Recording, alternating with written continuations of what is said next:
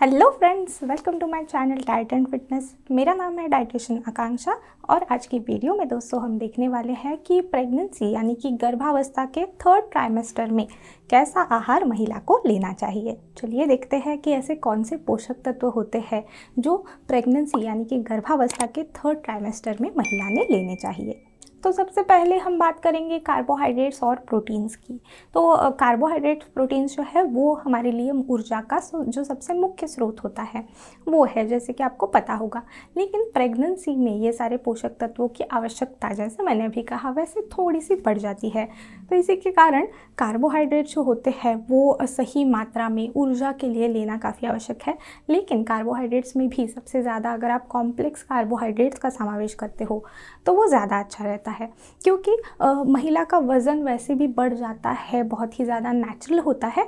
लेकिन ये जो अननेसेसरी के जो वेट गेन होता है, यानी कि जितना होना चाहिए उतना आवश्यक भी होता है, लेकिन बहुत बार ये होता है कि जो सिंपल कार्ब्स जैसी चीज़ें होती है वैसे हम बहुत ज़्यादा खाने बोल देते हैं, महिला को खिलाते हैं, उसके कारण उसका बेवजह का जो वज़न बढ़ता है वो यहाँ पे थोड़ा सा अवॉइड कर सकते हैं, क्योंकि उससे भी आगे जाके परेशानियाँ हो सकती है। तो इसीलिए रेगुलर जैसे हम आहार में लेते हैं कि साबुत अनाज है या फिर फल और सब्जी है, वो सब आहार में ज़रूर लेना है। और उसी के साथ साथ प्रोटीन काफ़ी मायने रखता है, क्योंकि बच्चे के जो ग्रोथ होती है, सही विकास होता है, उसके लिए बहुत ही ज़्यादा महत्वपूर्ण ऐसा पोषक तत्व जो है वो है प्रोटीन। तो इसीलिए महिला ने रेगुलर उसका जो प्रोटीन इंटेक होता है उससे थोड़ा प्रोटीन इंटेक बढ़ाने की आवश्यकता होती है। महिला के आहार में सही तरीके से प्रोटीन और कॉम्प्लेक्स कार्बोहाइड्रेट्स का समावेश करने से एक और चीज़ यहाँ पे हो जाती है जो अच्छी होती है काफ़ी, जो है डायबिटीज़ का खतरा। यानी कि प्रेगनेंसी के दौरान जो डायबिटीज़ का खतरा रहता है, जेस्टेशनल डायबिटीज़ जिसे कहते हैं, उसका खतरा भी यहाँ पे कम होता है, क्योंकि शरीर में जो ग्लूकोज का डिस्ट्रीब्यूशन होता है, वितरण होता है, वो सही से होता है और उसके कारण ये जो डायबिटीज़ का खतरा होता है वो भी यहाँ पे बहुत कम हो जाता है। तो इसीलिए सही मात्रा में कॉम्प्लेक्स कार्बोहाइड्रेट्स और साथ में प्रोटीन लेना आवश्यक है। प्रोटीन के लिए आप अलग अलग प्रकार के दाल है, अंकुरित अनाज है, या फिर सूखा मेवा है, चिकन या फिर अंडे अगर आप खाते हो, मछली खाते हो तो वो भी आप खा सकते हो। लेकिन जब भी कोई मांसाहारी पदार्थ आप खाते हो या फिर उस महिला को देते हो तो वो अच्छे से पका हुआ होना काफ़ी ज़रूरी है। दूसरा जो ज़रूरी पोषक तत्व है वो है आयरन। तो आयरन की कमी अगर होती है महिला के शरीर में तो उससे काफ़ी ज़्यादा थकान महसूस होती है या फिर अनीमिया का खतरा भी बहुत ज़्यादा होता है। कैसे होता है, डिलीवरी के लिए शरीर को कहीं ना कहीं तैयार होना पड़ता है, तो डिलीवरी के दौरान थोड़ा सा खून भी, यानी कि खून का बहाव या फिर ब्लीडिंग भी होती है, तो उसके लिए शरीर को प्रिपेयर रखना, तैयार रखना बहुत ज़्यादा आवश्यक है। क्योंकि फिर बहुत ज़्यादा अगर ब्लीडिंग होती है तो उसके बाद महिला को बहुत ही ज़्यादा थकान है या फिर जो आयरन डेफिशिएंसी अनीमिया है उसका खतरा यहाँ पे हो सकता है। तो इसीलिए पहले से ही, यानी कि वैसे भी हम कहते हैं कि गर्भावस्था की शुरुआत से ही आयरन युक्त पदार्थ जो होते हैं वो आहार में सही से लेने चाहिए, एकदम अच्छी मात्रा में। तो इसीलिए अलग अलग प्रकार की हरी सब्जियां है या फिर जो अंकुरित अनाज होते हैं वो महिला ने अवश्य लेने चाहिए। और आयरन युक्त पदार्थों के साथ जो हमारा विटामिन सी युक्त पदार्थ होते हैं वो भी लेना काफ़ी आवश्यक है, क्योंकि विटामिन सी जब भी आहार में लेते हैं तो आयरन का अब्जॉर्प्शन यानी कि अवशोषण जो होता है शरीर में वो अच्छे से होता है, ताकि आयरन का जो पूरा बेनिफिट होता है, फ़ायदा होता है, वो महिला के शरीर को मिल जाता है। और फिर उसके कारण हीमोग्लोबिन की कमी है, थकान है, अनीमिया है, ये सारे प्रॉब्लम्स को हम दूर रख पाते हैं। तो इसीलिए आयरन के लिए, जैसे मैंने कहा कि ज़्यादा तौर पे साबुत अनाज है, हरी सब्जियां है, फिर अंडे है, चिकन है, ये भी काफ़ी अच्छे पर्याय हो जाते हैं आयरन के लिए। और उसके साथ विटामिन सी युक्त पदार्थ, जैसे मैंने कहा कि ज़्यादातर के जो खट्टे फल होते हैं हमारे, संतरा, मौसम्बी, नींबू है या फिर कीवी है, अमरूद है, ऐसे सारे फल अच्छे से महिला को लेने चाहिए। फल और सब्जियों की अगर हम बात करें तो उससे बहुत ही ज़्यादा पोषण, यानी कि कई सारे विटामिन है, मिनरल्स है, फाइबर है, एंटीऑक्सीडेंट्स है, ये शरीर को मिल जाते हैं। तो इसीलिए पूरी गर्भावस्था के दौरान काफ़ी अच्छी मात्रा में इस अलग अलग प्रकार के जो फल और सब्जियां हैं उनका सेवन ज़रूर करना चाहिए। आयरन के बाद हम बात करेंगे फॉलिक एसिड की। तो थर्ड ट्राइमेस्टर जो होता है वो बच्चे के विकास का समय होता है ज़्यादा तौर पे, तो इसीलिए किसी भी प्रकार के पोषक तत्व की कमी यहाँ पे नहीं होनी चाहिए। उसमें से ही एक है फॉलिक एसिड, जो प्रेगनेंसी के लिए काफ़ी महत्वपूर्ण ऐसा पोषक तत्व माना जाता है। फॉलिक एसिड की कमी अगर होती है तो फिर बच्चे की जब भी जन्म होता है तो जन्म के दौरान कम वज़न होना ये काफ़ी कॉमन प्रॉब्लम दिखाई देती है।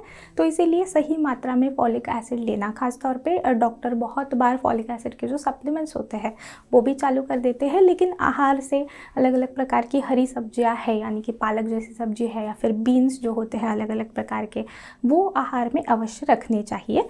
उसी के साथ पेरू जैसे जो फल होते हैं यानी कि अमरूद जिसे हम कहते हैं, वैसे फल भी अवश्य अपने आहार में महिला ने रखने चाहिए। फॉलिक एसिड के बाद अगला जो ज़रूरी पोषक तत्व हो जाता है थर्ड ट्राइमेस्टर में लेने के लिए, वो है ओमेगा 3 फैटी एसिड।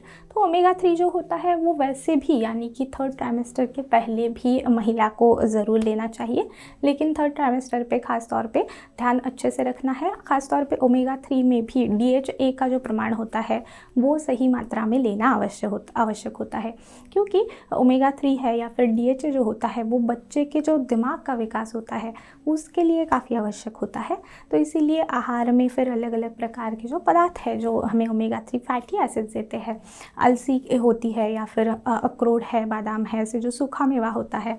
उसी के साथ साथ अच्छी मात्रा में अगर आप मछली वगैरह खाते हो, लेकिन वापस मैं एक बार कहना चाहूँगी कि मछली में भी जो हाई मर्क्यूरी फिश होते हैं या फिर हाई मर्क्यूरी का प्रमाण होता है जिन जिन मछलियों में, वो यहाँ पे नहीं लेनी है। या फिर अगर आप कोई भी मछली खाते हो तो अच्छे से पका के ही वो लेनी है, क्योंकि क्या होता है इससे अगर अच्छे से पकी हुई नहीं होती है किसी भी प्रकार का मीट या फिर मांसाहार आप करते हो और वो पका हुआ नहीं होता है अच्छे से, तो फिर इन्फेक्शंस का खतरा यहाँ पे बढ़ जाता है। तो इसीलिए अच्छे से पका के लेना है और सही मात्रा में लेना है। तो मछली भी आप ले सकते हो ओमेगा 3 के लिए। उसके बाद अगला पोषक तत्व है कैल्शियम। कैल्शियम जैसे कि आपको पता है कि प्रेगनेंसी के शुरुआत से या फिर उसके पहले से भी कैल्शियम की मात्रा सही होना आहार में काफ़ी आवश्यक होता है, क्योंकि थर्ड ट्राइमेस्टर यानी कि जो एकदम आखिरी हिस्सा होता है प्रेगनेंसी का, उस दौरान बच्चे के जो बोन्स होते हैं, जो हड्डियाँ होती है, उन्हें मजबूती की बहुत ज़्यादा आवश्यकता होती है। बोन्स पूरी तरीके से अंदर फॉर्म हो रहे हैं बच्चे के, यानी कि पूरी तरीके से जो हड्डियों की बनावट है, शरीर की बनावट है, और उसी के साथ साथ प्रेगनेंसी के आखिरी दौर में जो मजबूती की आवश्यकता होती है उनकी हड्डियों को, वो कहाँ से आएगी? वो अगर आप आहार में अच्छी मात्रा में कैल्शियम जैसे मिनरल्स लेते हो तो उससे आएगी।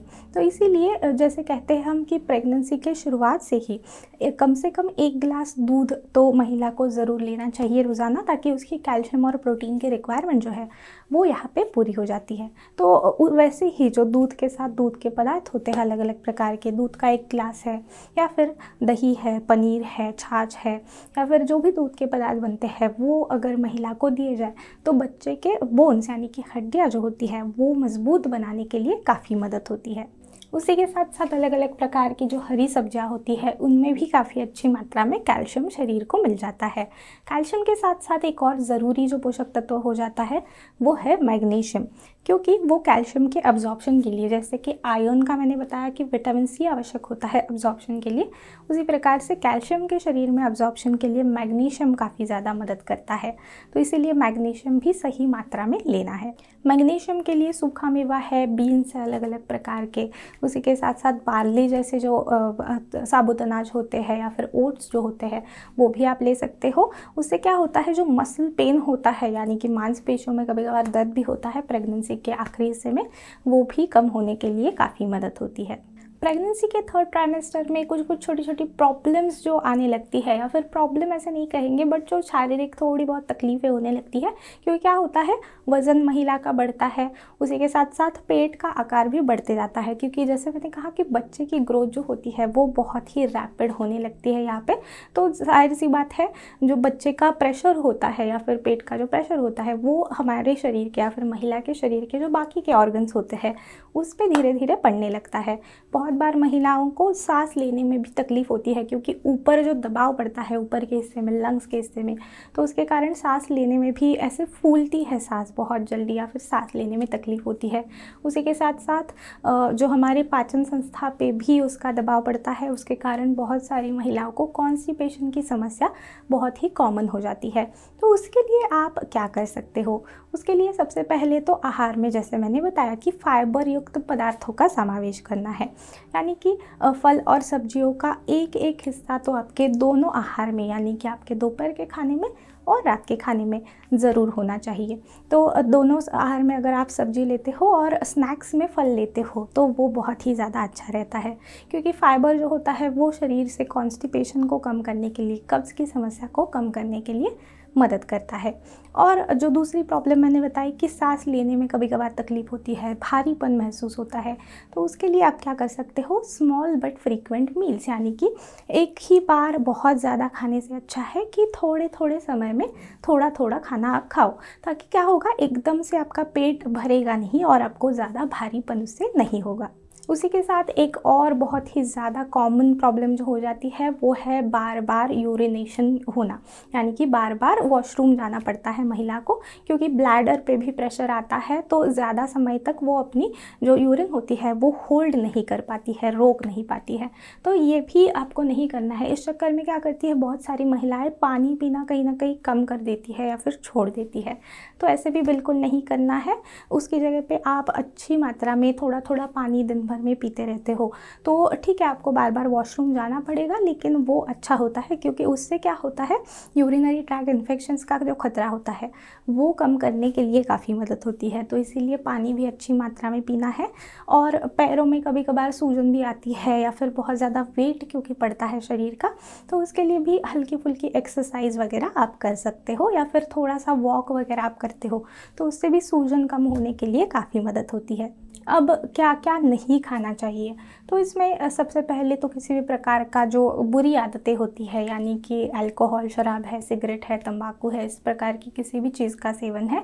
उसी के साथ साथ जैसे मैंने कहा कि जो कच्चा मीट या फिर कच्चा मांस जो होता है किसी भी प्रकार का, यानी कि चिकन है, मांस है, मछली है, अंडे है, आप जो भी खाते हो अच्छे से पका के ही लेने हैं। उसी के साथ दूध भी जो होता है वो अच्छे से उबाल के ठंडा करके ही पीना है, क्योंकि उससे भी इन्फेक्शन का खतरा हो सकता है। दूध है या फिर सलाद अगर आप खाते हो तो अच्छे से धो के ही लेना है।